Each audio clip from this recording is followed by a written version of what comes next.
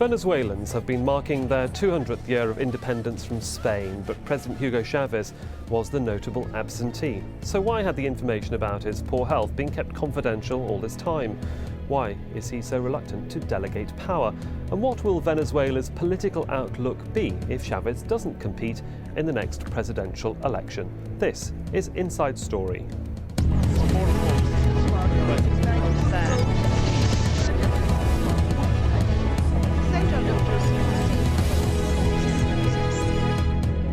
Hello and welcome to the programme. I'm Sahil Rahman. Venezuelans celebrated their 200 years of independence on Tuesday. And while hundreds of thousands attended the parade, Hugo Chavez wasn't there. Chavez has just returned from Cuba, having received cancer treatment, and it seems his absence has raised questions about his health and the political future of Venezuela. Monica Villamizar reports. Venezuela's military power on display. This parade has been months in the planning, all to celebrate 200 years of independence. This is an oil-rich country, and a lot of the money it's made has been used here on new weapons and equipment.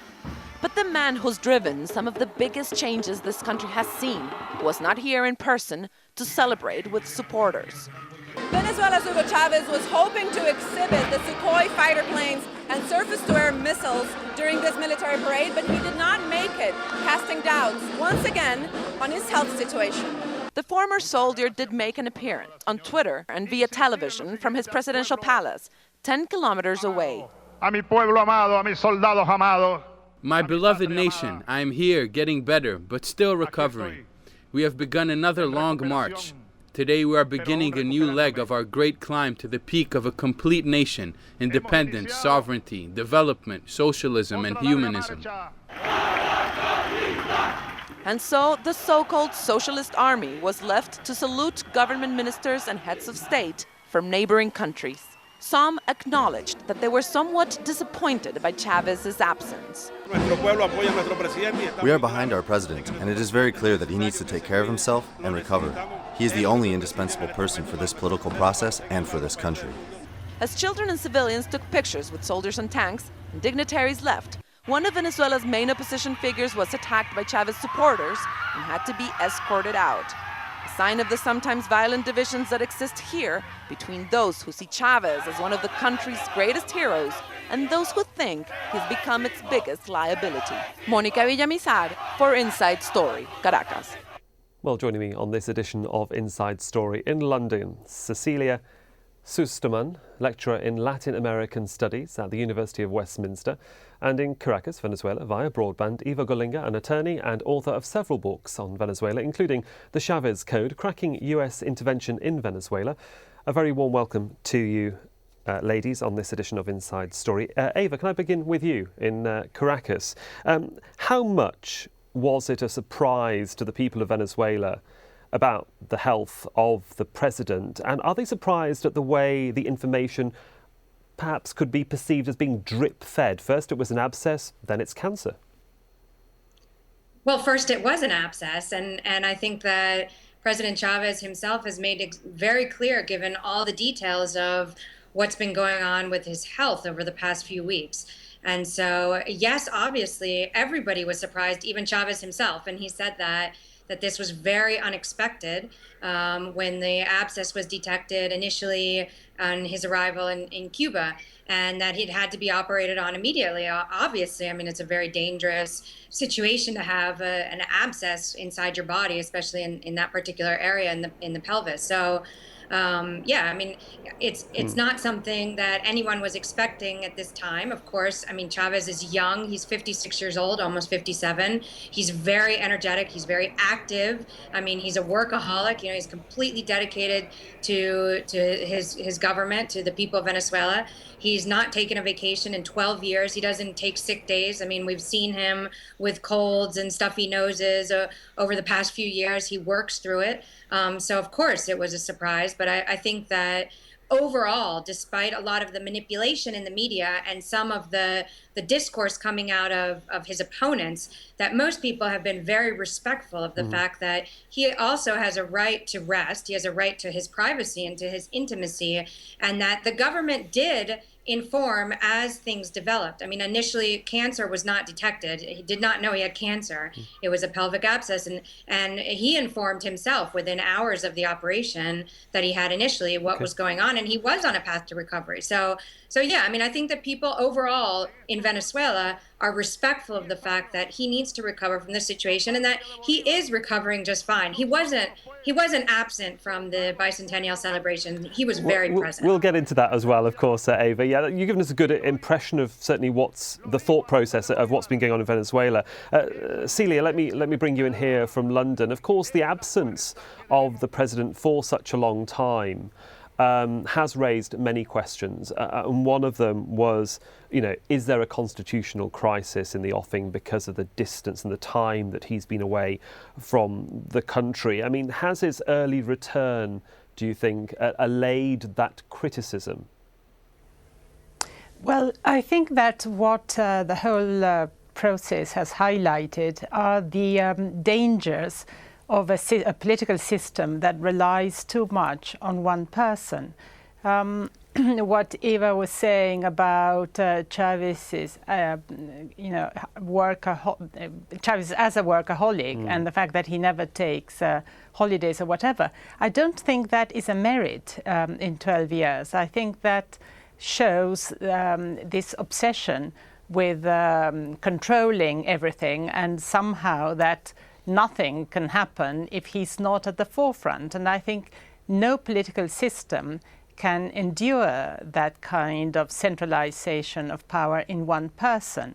And his illness now has highlighted the problem that such a political system always faces, which is the succession. Who's going to succeed, since there aren't, or there are, I mean, constitutional mechanisms.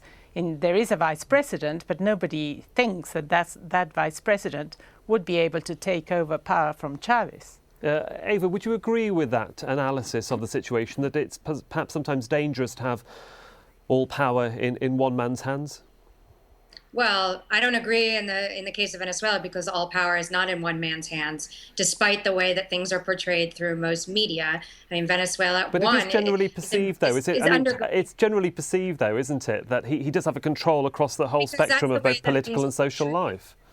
But for example, everything operated normally during his 3-week absence, which was not that extended. I mean, and also, I mean, he was actively involved in everything going on, and the government officials were informing about his health. But that aside, I mean, everything proceeded as normally. Everything was functioning as normally in the country. And I mean, the vice president did an excellent job. The members of the cabinet, I mean, everything was working. It wasn't as though things stopped just because Chavez got sick and was undergoing, surgeries and recovering. I mean, you're an admirer. There's no doubt that you're an admirer of the president, but was there pressure from your understanding of how the media works that he had to come back to Venezuela? Was there pressure? Was there pressure that he had to come back to Venezuela? But I'm speaking objectively about the situation. I mean, as someone who lives here and who sees it, everything functioned normally. And also, this is a government and a process that's incredibly participatory. You don't see a lot of times projected through most media the people of Venezuela who are actively every day involved in this political process. And they're the ones who are really doing things. Chavez is the supervisor. He's the overseer. He's the president. But the actual executors of the policies are the people of Venezuela, and there's millions of them. And I mean, I think that became even more apparent during his brief absence, was the fact that everything functioned as normal. And that, yes, there is a constitutional process, or there was no instance of instability or lack of governance in the country. I mean, none of that took place. Yes, Chavez has an incredibly powerful presence. There's no denying that whatsoever. And I don't think that he had an early return. It wasn't ever stated, for many reasons, for security reasons, but also for medical reasons, his exact date of return. In fact, many of us were expecting him for this date. So it wasn't an early return. It was the return that was basically planned, and that he was able to comply with. So. Okay, yeah, well, absolutely right. There was no civil disturbance. We certainly weren't alluding to that in any shape or form. Celia, though, if there is an issue, there is one that, if you come back to your capital city as president and you have had an operation, yes, it's understandable that you're not perhaps going to stand at a parade that may last 2 to 3 hours. But on the other hand, if you don't attend, then of course you're accused of having more problems than you're admitting to. So you're damned if you do and you're damned if you don't. Well, yes, of course. And the problem is that, again, it's the succession. It's not whether he needs a rest or whatever, and everybody would appreciate that.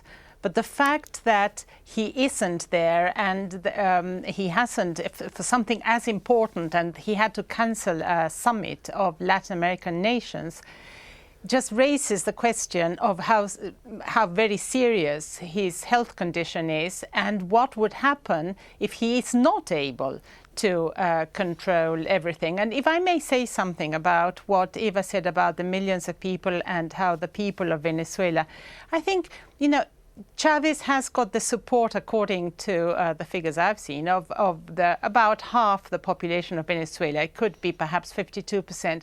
But that still leaves another half who does not feel represented by Chavez. And I think this is the problem with such a personalist system, that everybody tends to concentrate everything in the figure of the leader, and therefore anybody who's against the leader is seen as an enemy of the people and therefore not part of the people.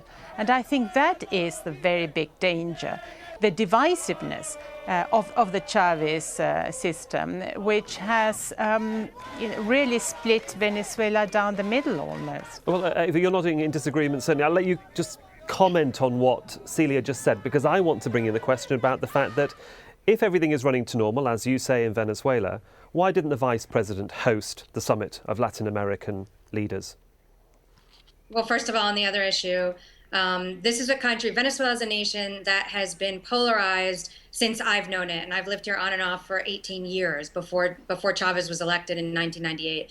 I mean, what the difference was that previously power was in the hands of an economic elite that excluded the majority, the large majority of Venezuelans living in poverty at that time. So, I mean, the reasons that the divisions are more evident today is because those that didn't previously have a voice now do. And so you can see more starkly those divisions. I mean, that's a reality. I live here. I live here every day, and I know how things are, and I can see it from an objective stance as well. And yes, there are people that obviously disagree with Chavez. There's an opposition. There's also a very violent opposition that did overthrow him in a coup d'etat in 2002, and that has been trying to destabilize his government for years. So, I mean, that does exist in this country. And then there's also a percentage, a substantial percentage that is neither nor, that doesn't support Chavez, but that doesn't not support him, and that's not with the opposition. And also there's no viable opposition here. The opposition doesn't have any kind of realistic alternative. They've never presented a platform. So, I mean, then the other issue on during Chavez's absence, why didn't the summit take place? Well,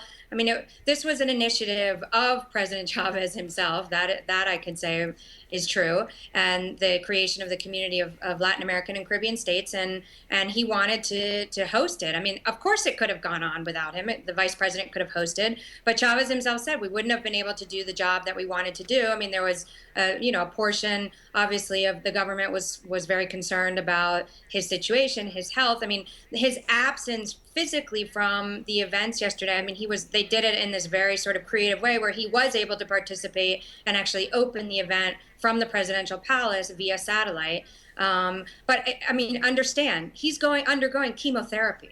So, he can't necessarily, it was a 3-hour civilian military march that took place, and it wouldn't have been a good idea. He could have done it.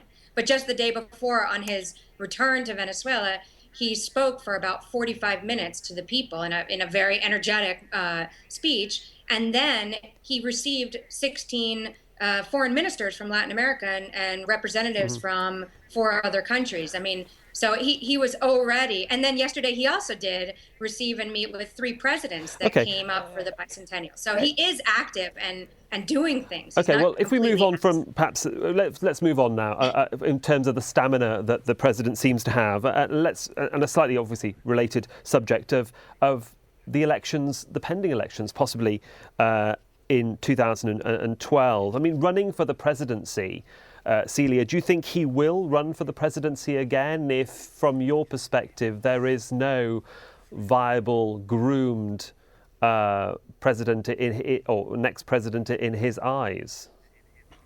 Well, first of all, I don't know if he's going to run again or not, but according to what he has always said, he will, if his health permits. There is no reason to think that he won't run. And in fact, he has said, and more than once, that he expects to be in control until 2030, I think he said. So there is no doubt about that. If he does not run, it's because he really, I don't know, he won't be there anymore, because other than that, I just cannot see him not wanting to stay on. Okay. And again, I think the problem is the problem of the system that he has created. There's no question that Venezuela was a flawed democracy before, but he hasn't made it any better. That is the problem. Okay. And he hasn't, the whole risks about the political... I'll let you come back in a moment, Eva. And Celia, we'll continue this point in a moment. Let's just bring our viewers in with a little bit more information about Chavez, because he's perhaps the most visible and vocal of all Latin American presidents, and certainly no stranger to controversy. He gained prominence having led 2 failed coups in 1992. He became president in 1999 and was re-elected for a 6-year term in 2000. In 2002, he accused the US of attempting to oust him from power. He was removed from office for 2 days. The US denied this allegation. He then won the 2006 presidential election. And most recently, in September of last year, Chavez's party won a majority in the National Assembly elections. The opposition got only 40% of the seats. Celia, let me come back to you. There was a coup d'etat against Chavez in 2002.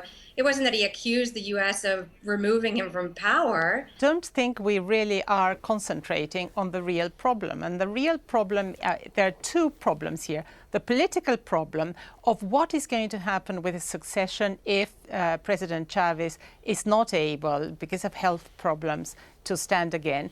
But the other one, which I think is much more serious for the future of the whole of Venezuela, not just part of Venezuela, is the absolutely appalling mismanagement of the economy. How can it be that with prices of oil higher than ever, Venezuela has one of the slowest growing economies in the world, one of the highest inflation rates in the world, a crime rate and a number of murders, this is according to the UN report, which is 8 times bigger than Mexico, and while Venezuela has only a quarter of the population.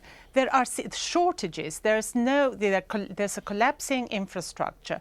There is not enough energy for the Venezuelan people, and they have to suffer power cuts and so on and so forth. It seems to me that for somebody who had so many resources at his disposal, he really hasn't been looking after the Venezuelan people properly in a sustainable way. And I'll bring you in, Eva, here, and I'll just add to that inflation is running at 25%. So how has the president been looking after the country? Well, during the government prior to Chavez, it was running at 68%. So there you have it. I mean, yes, it's high. There's no question that 25% inflation is high, but it's been reduced by more than 2/3. But it's been reduced. These are facts. The governments that were in office from the late 1980s until Chavez won office in 1998 had the highest rates of inflation. There was a median of inflation of 60% throughout those years. So as you can imagine, and on top of that, but Brazil had 100%. 70%. Excuse me, I'd like to have my opportunity to respond to many of the statements I believe were inaccurate that you just made. So, I mean, what has been going on here? This is a government that took over a country that was basically in ruins, an economy that was, completely floored. The infrastructure had deteriorated 100%. And so during the past 12 years, what's been going on is, number one, attending to the people's needs, installing and implementing nationwide healthcare, education, access for all to those necessary services, reducing poverty by over 50%. But why is there rising crime rates? Why are there frequent power shortages? Why are there rising prices in foods? And why is there a lack of affordable housing for the poor? There's no question that there's been over decades a lack of maintenance of the infrastructure of energy, which is in Venezuela, ironically, is hydroelectric energy. It's not based on the oil that the country has. So these infrastructures haven't been maintained. There's no question about that. This government has admitted that. Now, of course, it's become a problem even more so because consumption has increased, because now there's more consumer power, because poverty has been reduced so substantially that people have more buying power, more usage power. So now they're changing, the infrastructure, installing wind energy, looking at solar energy, thermoelectric energy. I mean, now looking to use the resources of the oil industry to create energy in the country, not just depending on hydroelectric energy. I mean, those have been problems, but again, I mean, well then let's bring Celia. I'd like to bring Celia in here, Ava, as well, because she's disagreeing with you from London. I'd like to hear what she has to say, and we can still continue the conversation. It seems to me that, again, to say that governments before Chavez had, were bad and that they hadn't looked after the infrastructure and so on and so forth. I mean, the case is the same for the rest of Latin America. But Chavez has now been in power for 12 years. It would seem to me a terrible lack of strategic thinking not to realize that there was a problem with the energy infrastructure of Venezuela and that there would be problems with food shortages as a result of his policies, that oil production has been falling at the time when oil prices are so high.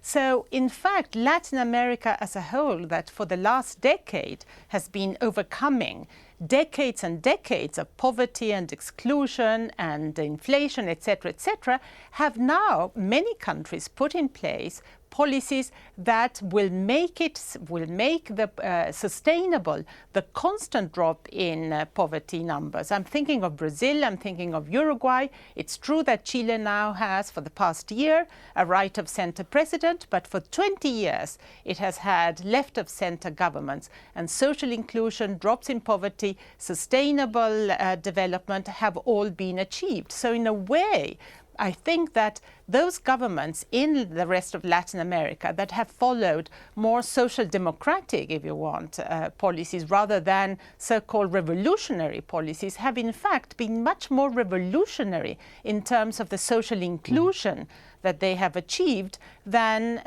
the case of Chavez, which I think is very sad. Well, we're coming very close to the end. I do want to bring the issue of social inclusion in, because we need to talk as well, Ava, not just about the health of the president, but also the opposition, the other perhaps 48 or 50% of Venezuela that don't support the president. Now, we're going to come to an election very shortly. I mean, how, if there is a lack of social inclusion, what needs to be done to bring those people in? And you just said a little while ago, there is no credible opposition to stand against the president. There's not a lack of social inclusion in Venezuela. In fact, there's an abundance of inclusion. I mean, this has been an inclusionary government, and that's been one of its main characteristics. The fact that the majority of the nation that was previously excluded is now actively participating in their government and has benefited from incredible social programs that have led Venezuela to have one of the highest standards of living and highest well-being standards of the people, as documented by the United Nations, by the Gini Index, I mean, by many serious international, polling institutions. So, I mean, those comments, that whether or not you agree with or you want a neoliberal type economy or a more socialist type economy is a one person's perspective. But okay, I'm going to bring Celia in now, because we're coming to the end of the programme, Celia. Just want to come in very quickly with Celia, just to bring you in on the whole opposition issue and whether they stand any sort of chance of standing up to the president in elections that could be any time between now and 18 months. The opposition has to send a message to the Venezuelan people that there are alternative policies that will be able to tackle the problems that for 12 years President Chavez has overlooked, perhaps because he was too worried about finding a global platform for himself. But the fact is that the domestic situation has been abandoned. Chavez was much more concerned about the rest of the world. Of this government. I'm afraid you must allow. We know this is a very heated debate and point. An attitude of basically not recognizing the fact that is typical. Millions of people coming out of it's typical that you do not allow people who have a different view to speak. Yeah, I think it's very typical of the Chavez kind of policies. And there we have to leave it, I'm afraid. It is a very heated subject, regardless of which continent you're sitting on, the issue of Hugo Chavez. And we'll be keeping a very close eye on the president's recovery and his return to his presidential chair. For the moment, I'd like to thank Celia Susterman, from the University of Westminster in London, for your time. Thank you very much. And to Eva Golinga there in Caracas, joining us via broadband. Thank you for your time, ladies. And thank you for watching this edition of Inside Story. We do welcome your comments and suggestions for the programme. Do please email them to us at insidestory@aljazeera.net. I'm Sahil Rahman. Until next time, goodbye.